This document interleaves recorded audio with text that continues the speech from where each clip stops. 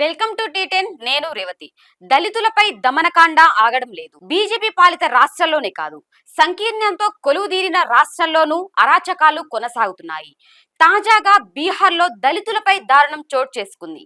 వారు నివసిస్తున్న కాలనీలో పెత్తందారులు విధ్వంసం సృష్టించారు.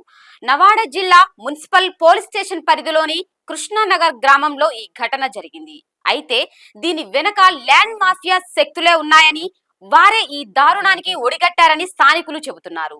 ఇండ్లకు నిప్పు పెట్టడంతో పాటు గాల్లో పలు రౌండ్లు కాల్పులకు దుండగులు తెగబడినట్టు తెలుపుతున్నారు.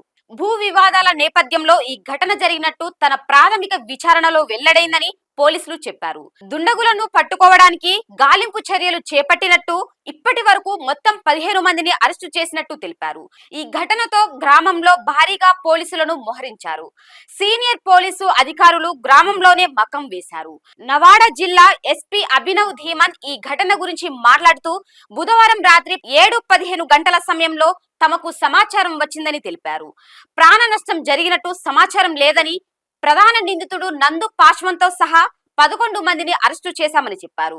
గురువారం మరో 4గురిని అరెస్టు చేశారు. అలాగే 3 దేశీయ పిస్టల్స్, కొన్ని ఖాళీ కార్ట్రిడ్జ్లను కూడా పోలీసులు స్వాధీనం చేసుకున్నారు. ఈ ఘటనపై ముఖ్యమంత్రి నితీష్ కుమార్ తీవ్రంగా స్పందించారు.